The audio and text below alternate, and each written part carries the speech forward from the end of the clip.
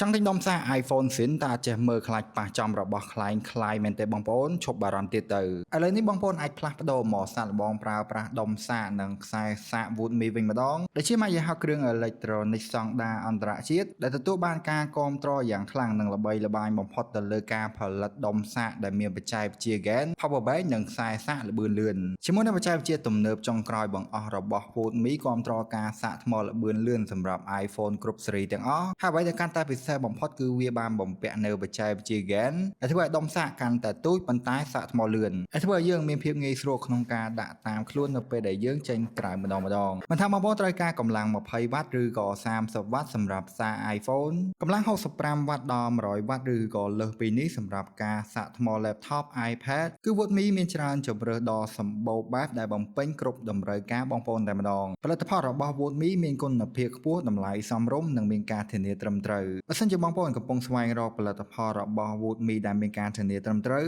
បងប្អូនអាចតាក់ទងទៅកាន់ Facebook Page Creator Hub និង TechBox ឬក៏តាមរយៈ Telegram លេខ015 965 009សម្រាប់ព័ត៌មានលម្អិតបន្ថែមនិងតម្លៃបងប្អូនអាចចូលទៅកាន់ website RC Cambodia ដើម្បីទទួលបានការធានាត្រឹមត្រូវរយៈពេល1ឆ្នាំពេញពីក្រុមហ៊ុនផ្ទាល់តែម្ដង